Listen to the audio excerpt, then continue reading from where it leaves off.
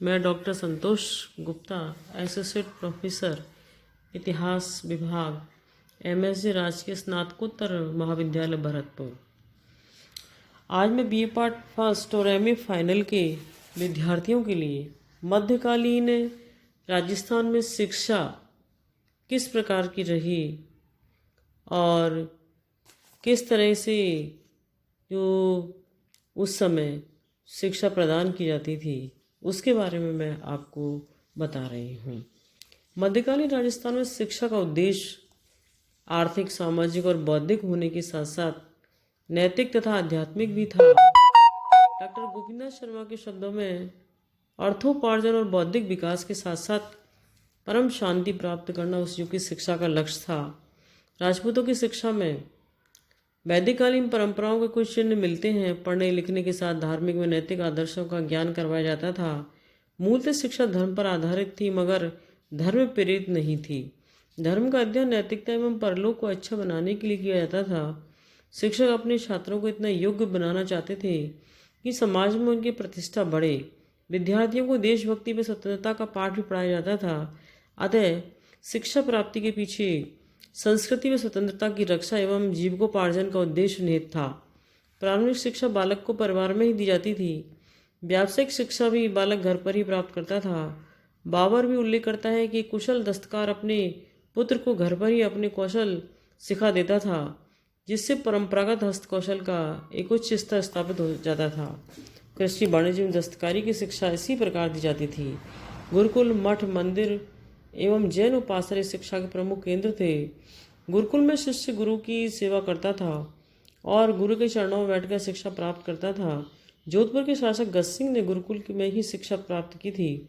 एकलिंग महात्म्य में सोम शर्मा का वर्णन मिलता है, जो सभी वेदों और शास्त्रों की शिक्षा अपने शिष्यों को दिया करता था। गुरु अपने शिष्यों से कोई शुल्क नहीं लेता था। उसकी आवश्यकता हेतु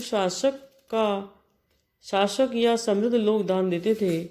कभी कभी शासक ऐसे गुरुओं के निर्वाह के लिए गांव की संपूर्ण उपज इनको अर्पित कर दिया करते थे। राजस्थान के नगरों और कस्बों में जैन उपासनाओं में भी शिक्षा दी जाती थी। इन उपासनाओं में जैन साधु जैन धर्म की शिक्षा दिया करते थे। उपासनाओं में सभी महत्वपूर्ण विषयों से संबंधित ग्रंथों की हस्तलिखित प्रतियां उपलब्ध रहती थीं। समृद्ध व्यक्ति ऐसे उपासनाओं का निर्माण करवाते थे। मठों में भी शिक्षा दी जाती थी, जहाँ साधु शिक्षा संबंधी चर्चा और जीवन संबंधी विषयों पर व्याख्यान देते थे। गांवों तथा कस्बों में पाठशाला हुआ करती थी, जहाँ स्थानीय अध्यापक बालकों को प्रारंभिक शिक्षा देते थे। इन संस्थानों को चलाने का दायित्व स्थानीय जनता पर रहता था। मंदिरों की तक्षण कला के अवशेषों में स्थानीय पाठशालाओं का शिक्षाक्रम देखने को मिलता है, जहाँ अध्यापक खुले मैदान, पेड़ या छोटे छप्पर के नीचे बैठकर विद्यार्थियों को शिक्षा दिया करता था। यह शिक्षा मौखिक थी और गुरु को शिष्यों को दंड देने का अधिकार था। 16वीं-17वीं शताब्दी के पुरालेखों में काव्य ग्रंथों से ज्ञात होता है कि शिक्षा की अवधि 5 वर्ष की आयु से प्रारंभ होकर के 18 वर्ष की आयु तक होती थी। शिक्षित स्त्रियों की संख्या अत्यंत कम थी। जनसाधारण अपनी पुत्रियों की शिक्षा के प्रति जागरूक नहीं था। केवल उच्च वर्ग और राजपरिवार की स्त्रियां शिक्षा प्राप्त करती थीं। इनकी शिक्षा के लिए अलग कोई व्यवस्था नहीं थी। इन्हें घर में महलों में ही शिक्षा दी जाती थी। देलवाड़ा की राजकुमारी को शिक्षा देने के लिए अनेक विद्वानों की नियुक्तियों का उल्लेख मिलता है। उसके अध्ययन के लिए विभिन्न पुस्तकों की हस्तलिखित प्रतियां तैयार करवाई गईं। महाराणा कुंभा की पुत्री रमाबाई भी विदुषी थी। सामान्यतः इन्हें रामायण, महाभारत, गीता आदि का पठन पाठन करवाया जाता था। नृत्य और संगीत की शिक्षा भी इनको दी जाती थी। शिष्य गुरु के संपर्क में रहकर रात दिन शिक्षा प्राप्त करता था। गोपीनाथ शर्मा का कहना है कि पर्व दिनों का तथा पूर्णिमा और अमावस्या को छोड़कर अवकाश जैसी कोई वस्तु नहीं होती थी।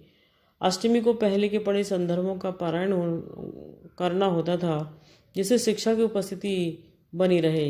वेद, शास्त्र, नीति, मीमांसा, धर्मशास्त्र, पुराण, ज्योतिष, गणित, साहित्य, व्याकरण आदि प्रमुख विषय थे। कानरदेव प्रबंध भी पुराण, ज्योतिष, आयुर्वेद, नक्षत्र विद्या, तर्कशास्त्र के अध्ययन की जानकारी देता है। इन विषयों के अतिरिक्त चित्रकला, चिकित्सा, नृत्य, संगीत की शिक्षा दी जाती थी। राजपरिवार के व्यक्तियों को शैल शिक्षा दी जाती थी। वाद विवाद, लेख प्रतियोगिता, अंताक्षरी आदि भी पठन पाठन के साधन थे।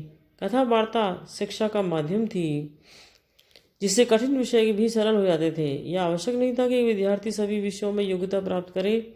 साधारणतः संगीत, नृत्य, चिकित्सा, चित्रकला आदि एक छात्र पढ़ता था। धर्मशास्त्र, कर्मकांड, पुराण, मीमांसा व वेद दूसरे छात्र पढ़ते थे। तो ज्योतिष, नक्षत्र शास्त्र आदि तीसरे प्रकार के छात्र पढ़ते थे। उच्च शिक्षा प्राप्त करने वाले छात्रों को पंडित, उपाध्याय, महोपाध्याय जैसी उपाधियां प्रदान की जाती थीं।